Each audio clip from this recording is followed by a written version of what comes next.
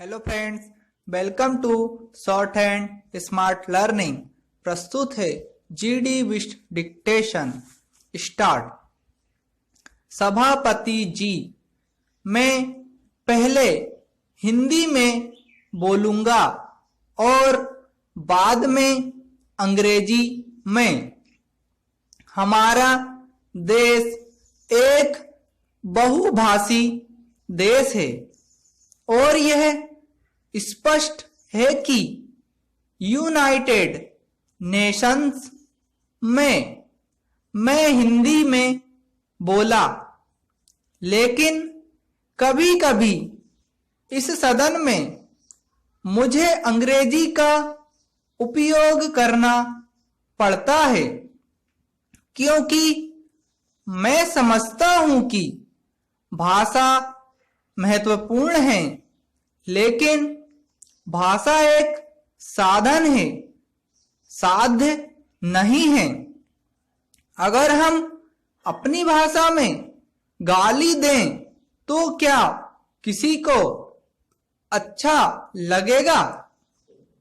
सभापति जी, जिन माननीय सदस्यों ने इस बहस में भाग लिया है, मैं उन सभी को बधाई देना चाहता हूं।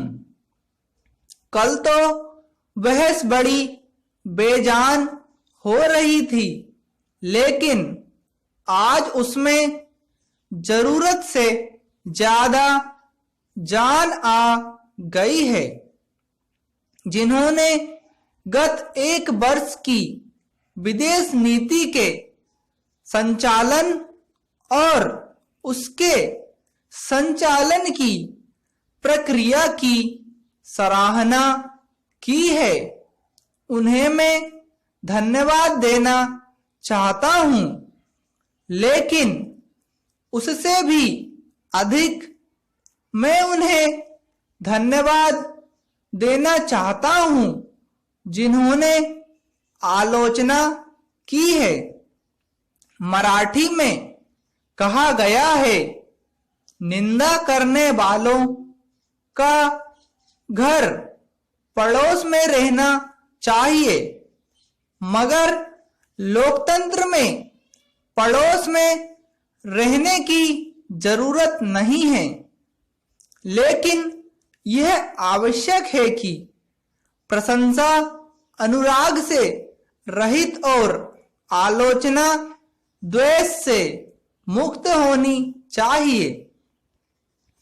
जो चर्चा हुई है, मावलंकर जी मुझे माफ करेंगे, मेरी राय उनसे भिन्न है। यह बात स्पष्ट हो गई है कि मोटे तौर पर देश में विदेश नीति के सवाल पर एक आम सहमति है। विदेश नीति के कुछ पहलुओं की आलोचना मेरे दल के सदस्य ने भी की है और कुछ पहलुओं की प्रशंसा विरोधी सदस्यों ने भी की है।